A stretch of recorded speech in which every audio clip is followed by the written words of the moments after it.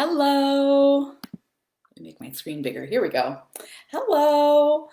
My name is Miss Erin, and I work at the Mount Airy Library, and I am here back again to tell you about some more middle grade book talks that right now are available on some of our digital resources, namely Hoopla and Overdrive slash Libby. And I will let you know which ones are available on which. Some are on both when we get to that. Okay, so I have 5 titles today.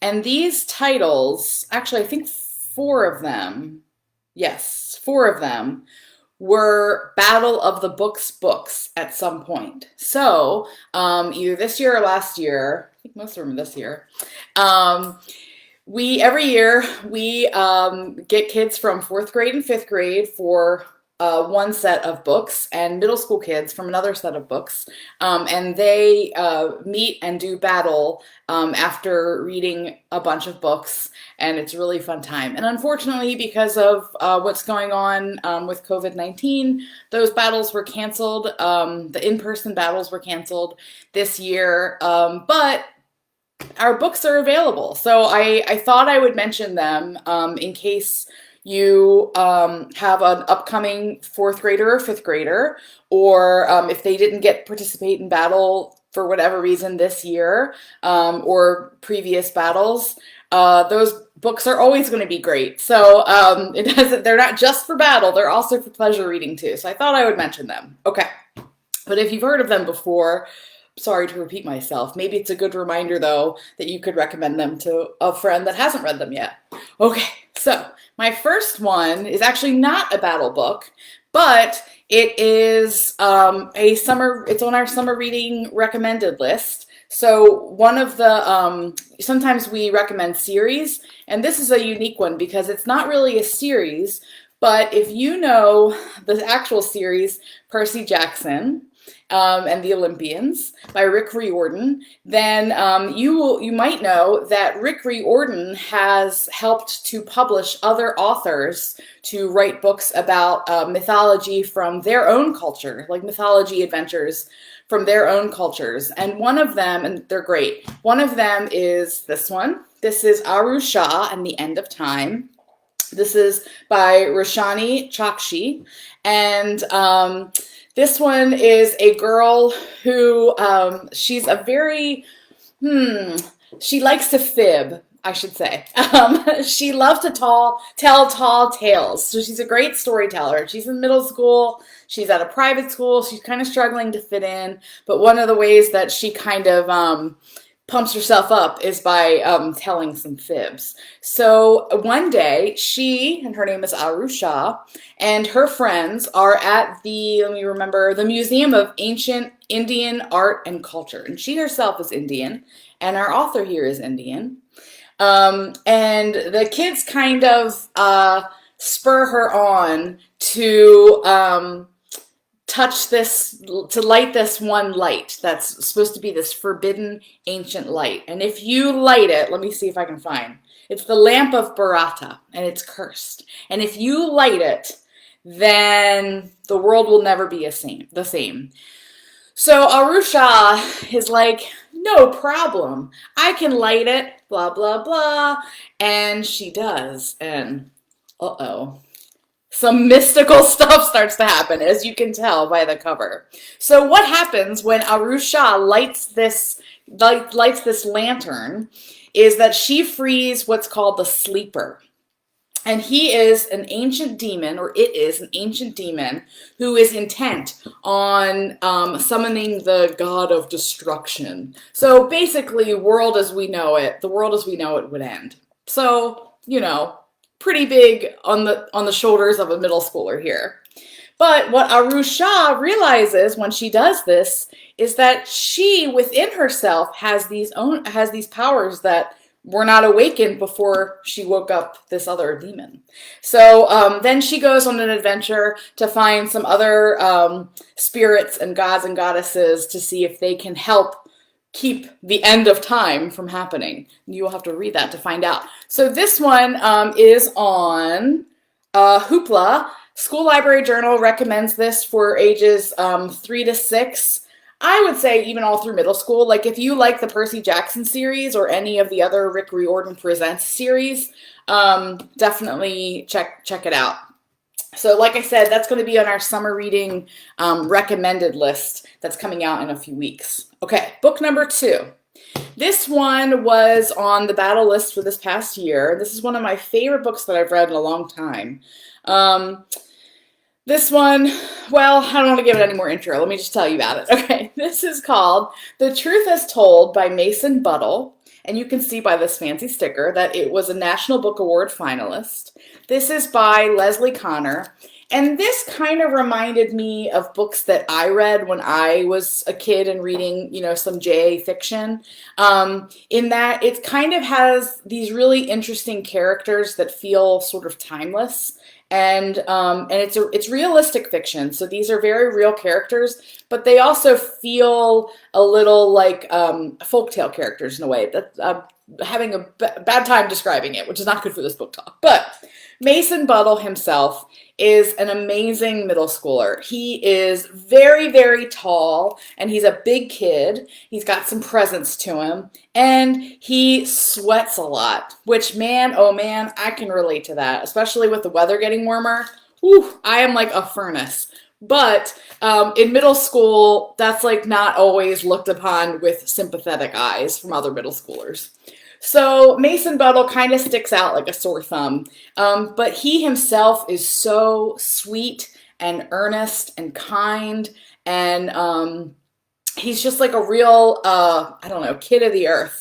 He has some learning developmental issues that he has to go and see a specialist for, and that part is really fascinating, the work that he does with his teacher and then the work that he does with his other students. So he has a hard time with writing and reading, but he's able to speak into this machine that they call the dragon, and it kind of types up the words for him, and that's kind of like a little magic itself. So the book starts out with Mason Buttle has befriended a boy whose name is Calvin Chomsky, and is big and tall and has some presence to him as Mason is. Calvin Chomsky is kind of a tiny little slight guy, so they make quite a pair. But they really suit each other. They really work well as a team.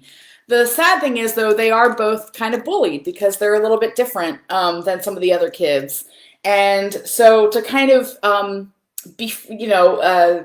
together as a team and to get away from that bullying, they find kind of like an underground, like bunker almost that they can hang out in, and that becomes their like secret hideout. Well, come to find out, Mason had a friend earlier, I think in the year prior, 15 months ago, so the year prior, his best friend, Benny Kelmartin, very suddenly and in a traumatic way died, and there is still an investigation going on. It was an accident, but there's an investigation going on. And so Denise says, my 11-year-old grandson and I listened to this book. Oh, that's a great recommendation. So I actually just read this book, but listening to it, that's great too. Sometimes that's important, if you don't like it one way, maybe try it the other way. So the investigation's still going on, and suddenly, halfway into this book, something happens to Calvin. And I don't want to give it away. But since Mason already went through that issue with his former best friend, it hits him even harder, and kind of eyes are starting to turn to him like, hey man, these kids are hanging out with you, what's going on? So I don't want to spoil the ending. It's amazing. Mason Buttle, like I said, one of those timeless characters. He's wonderful. There's sad parts, but it's not like a sad book. There's uplifting stuff to it too. Okay, so this one is available on both Hoopla and Overdrive /Libby, and I think it is available on audio and ebook as well. Okay. Oh, this is so good. Okay. If you are a fan of old black and white movies, or even not black and white movies, but movies from like the 50s or earlier, I used to watch them with my parents. My parents were born in the 1940s, so they grew up watching kind of, what we would consider like older classic movies. And so I love this book. This book is about Strongheart. So Strongheart is Wonder Dog of the Silver Screen by Candace Fleming, and it has some illustrations in it, although it is a chapter book. But look at these beautiful, soft illustrations, and they are done by Eric Roman, who is actually a Caldecott medal winner and finalist. He's won a couple awards.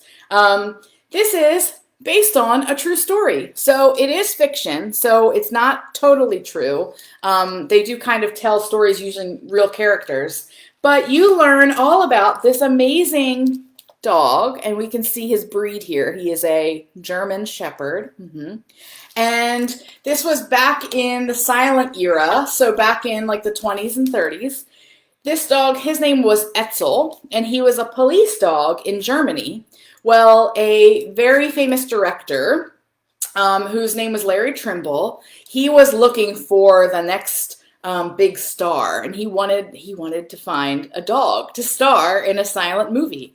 And so he kind of went all over the world to look for these amazing dogs, and he found Strongheart. And Strongheart, I don't want to kind of give, he has a really interesting way that he, what I want to say, bursts onto the scene, and that kind of gives it away a little bit, but I don't want to give away too much. But so it follows the adventures of Strongheart and what it was like to, film with dogs, and he became a celebrity in his own right. But then a mystery happens, and when the mystery happens, Strongheart, the dog, is accused of doing something that, he shouldn't be doing. And so you'll have to read the book to find out what that mystery is and if Strongheart actually is guilty or not. So again, yeah, this is really great. If you read this book, I also recommend looking up old clips of Strongheart on YouTube. He is just such a sweet, sweet dog. Okay, so that one is available on Overdrive, and it's recommended for grades 4 through 6. And I forgot to mention Mason Buttle. School Library Journal recommends that, grades 5 through 7. But it's like a pretty solid middle school book. So yeah, I would say 5 through 8. Okay, well, I got 2 more. You ready? Whew, I'm going fast today. All right, that's okay. This is called A Long Pitch Home, and this is by Natalie Diaz-Lorenzi. And this is about a boy from Pakistan, and his name is Bilal. And he moves to America, but his father stays in Pakistan to kind of wrap things up for the family before they all move to America. But as the story goes, the time between, when the dad was supposed to come over from Pakistan and when he actually is going to come over gets longer and longer. So, Bilal is really close to his dad, so he's kind of going through a hard time. What's more is that in Pakistan, Bilal was an amazing cricket player.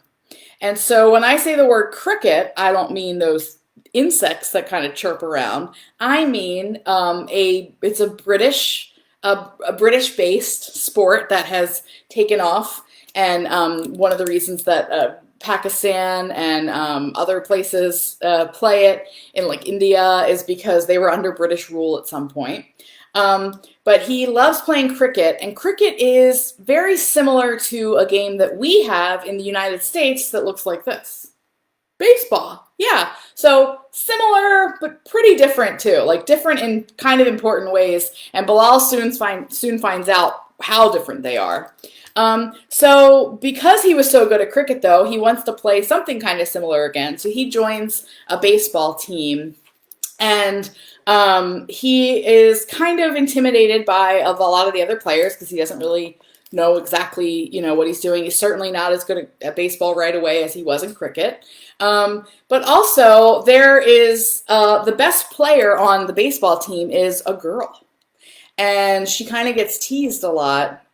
So Bilal kind of has like a frenemy friendship with her. So at first he kind of like butts heads with her. But then you'll have to read and find out if they become friends at the end. I love this book because I think it's a really great story about what it's like to be in a new, not only what it's like to be in a new setting when you're uncomfortable, but especially when you were so comfortable in your old setting. So even if you're just moving across the state or to another town, I mean, this kid moved to a totally different country, but when you're used to like knowing what you're doing and used to your life in one place, and then you kind of have to get that courage up and relearn a lot of stuff where you are. This is a really great book. Bilal's a really interesting character. His family is wonderful. They just seem very, very sweet and lovely and supportive. And so this one is available in Hoopla.